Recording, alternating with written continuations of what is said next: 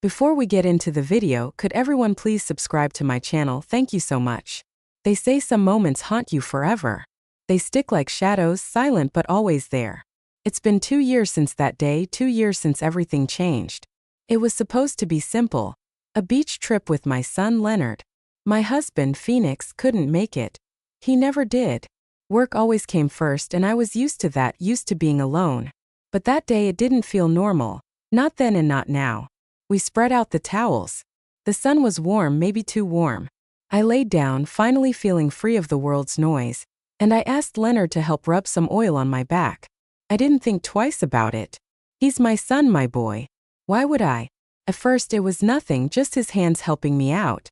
But then I felt it. I felt him linger lower and lower, and I didn't stop him. Why didn't I stop him? You think you know yourself, you think you know your family. But there's always a moment. One moment that can unravel everything. For me, it happened that day on this beach, and I've never been the same. Phoenix and I had been married for over 15 years.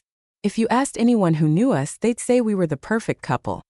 A nice house, good kids, and a steady life. But you don't see the cracks until you're inside the walls.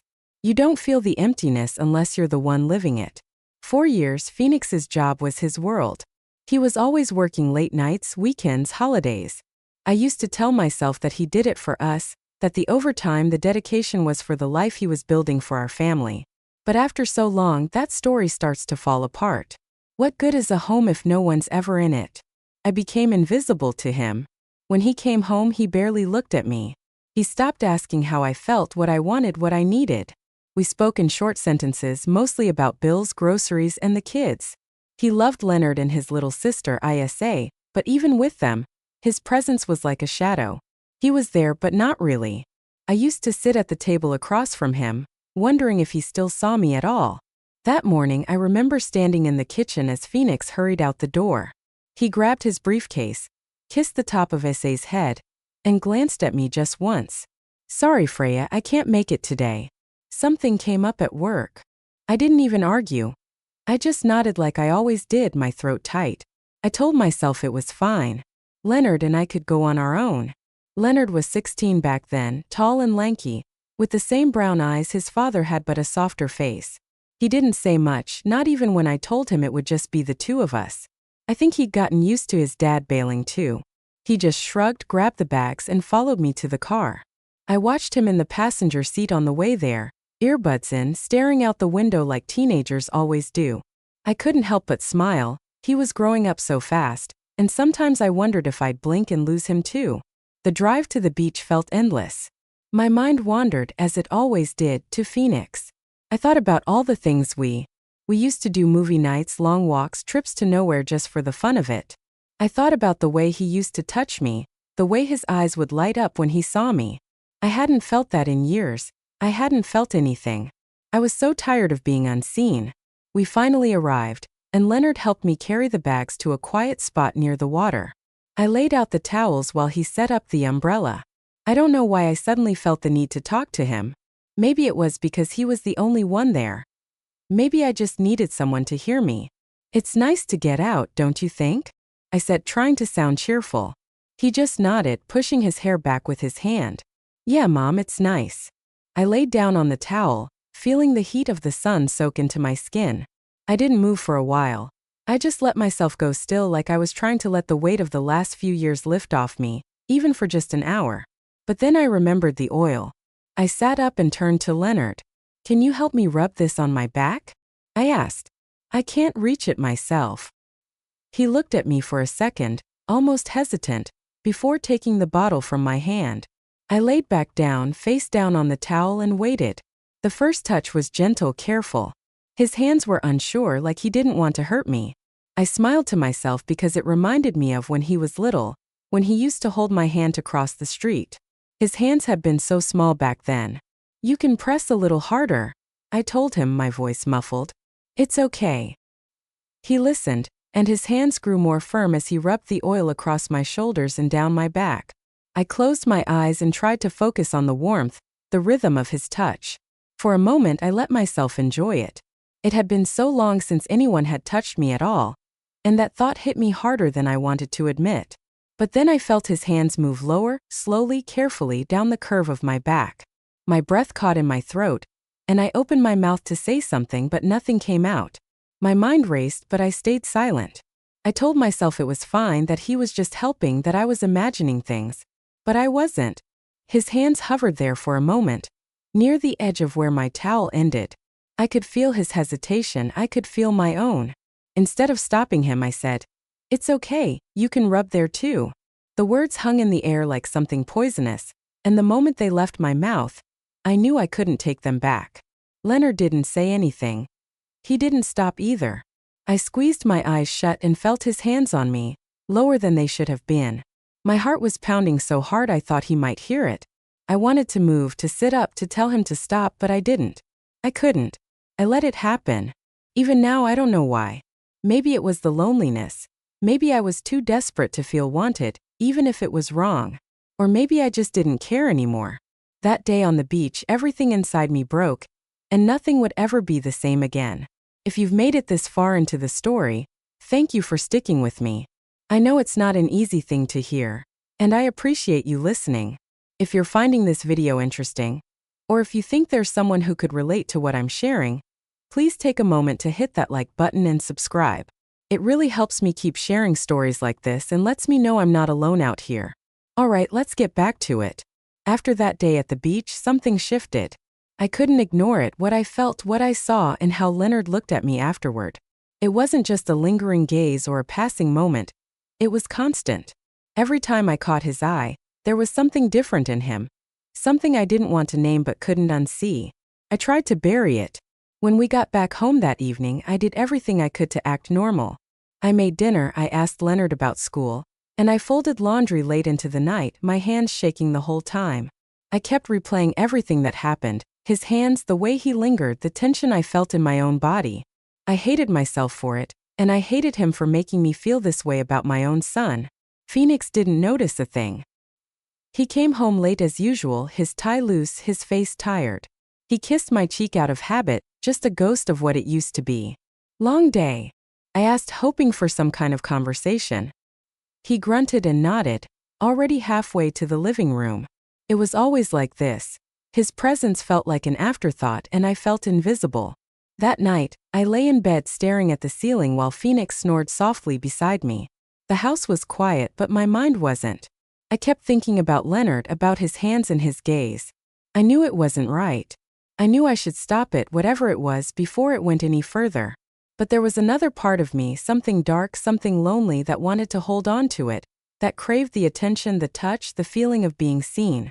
The days passed and Leonard didn't say anything, but his silence was louder than words.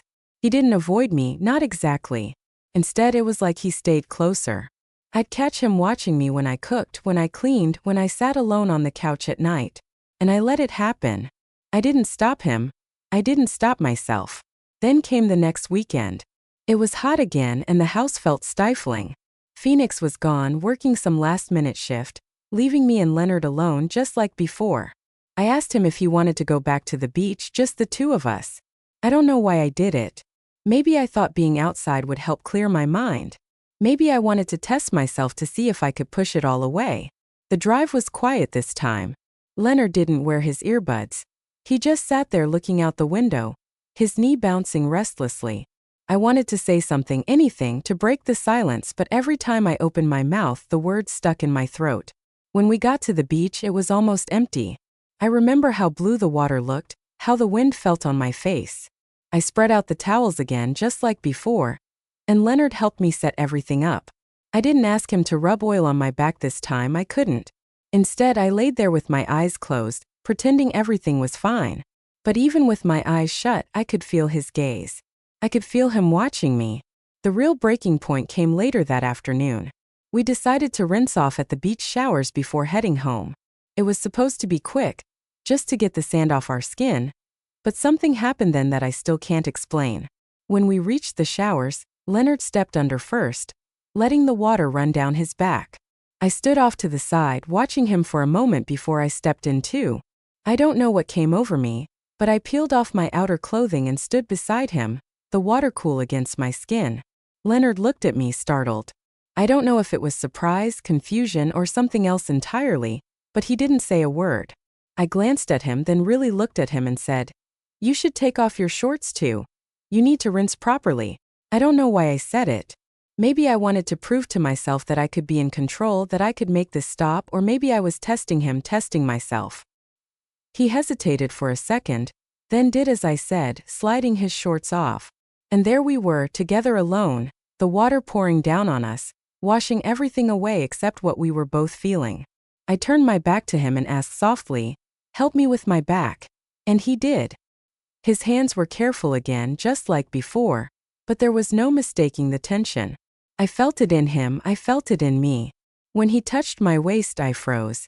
The air seemed to thicken around us, the sound of the water drowning out everything else. I could have walked away, I could have stopped it, but instead I leaned back closer to him. I reached for his hands and guided them to my chest, and when I did, he didn't pull away. What happened next I can't explain. I won't explain. It was a moment, a blur of need, loneliness, and something else I don't want to name. It wasn't soft and it wasn't slow. It was desperate, passionate, wrong in every way, but I couldn't stop it. I didn't want to. And when it was over, we just stood there, the water still pouring down on us, washing away the evidence but not the truth. He held me then, held me like no one else had in years, and I let him. Afterwards, we didn't speak. We dried off, packed up, and walked back to the car in silence. I watched Leonard from the corner of my eye. His face flushed, his movements stiff. I knew I'd ruined everything. I knew we'd crossed a line that could never be uncrossed. And yet, for the first time in years, I felt alive. The ride home was silent at first. The car felt too small, too heavy, like the air itself was pressing down on us. I gripped the steering wheel tightly, trying to focus on the road, but my mind was spinning.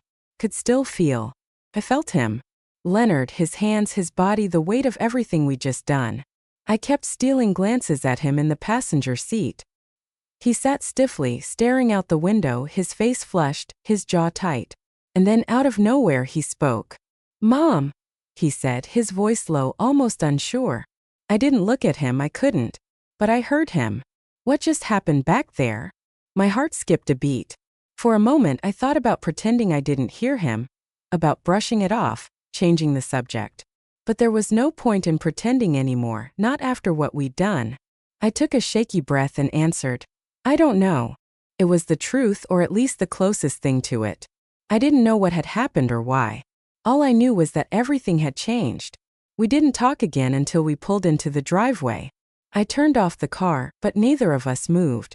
Leonard finally looked at me, really looked at me, and for the first time I saw something in his eyes that scared me. It wasn't confusion or guilt or even shame, it was longing. "How long have you felt like this?" he asked. His words sent chills through me because I'd been asking myself the same question. I looked at him then, and it was like a dam broke inside me. "I don't know," I whispered. "Maybe longer than I want to admit." We were both quiet after that, just sitting there in the dark. I thought that would be it, that we'd go inside, try to forget it all, and pretend nothing had happened. But Leonard had other ideas. Before I could open the door, he leaned over and kissed me. It was soft at first, hesitant, like he was afraid I'd pull away. But I didn't. I let him kiss me, and I kissed him back. And then I lost control. I don't know if it was the loneliness, the years of neglect, or the way Leonard looked at me like no one had in so long, but I let it happen right there outside our house. Leonard pulled me into him, his hands sliding over me like they belonged there. I felt alive. I felt wanted. I felt seen for the first time in years. I didn't care about anything else. I don't know how long we stayed like that, tangled up in each other, but eventually we moved inside. I don't remember much about the walk to the door, just the feeling of his hand on mine, the quiet between us buzzing like electricity. We didn't speak, we didn't need to.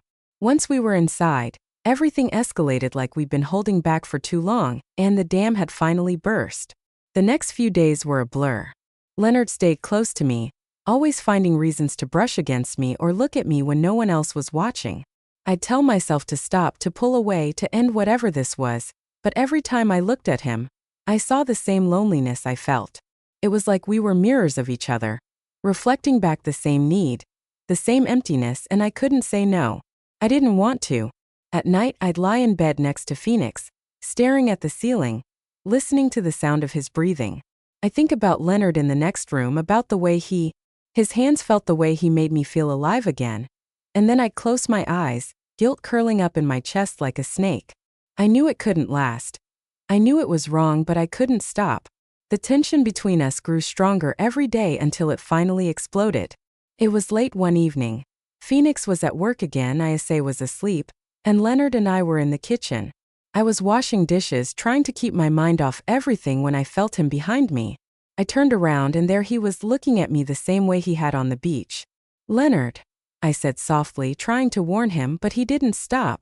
He stepped closer, so close I could feel his breath on my neck. "Mom," he whispered. "I can't stop thinking about you." I froze, my heart was pounding so hard I thought it might burst. I wanted to tell him to stop, to go back to his room, to leave me alone, but I didn't. Instead, I looked up at him and said the one thing I shouldn't have. "I can't stop either." And that was the moment everything fell apart. Leonard kissed me again, harder this time, desperate, and I kissed him back. I didn't care that it was wrong. I didn't care about Phoenix or ISA or the life we'd built. All I cared about was him, Leonard, my son, the only person who made me feel like I mattered since that day on the beach. Things haven't gone back to normal. In fact, I'm not sure they ever will. Leonard and I crossed a line that can't be erased, no matter how hard I try to convince myself otherwise.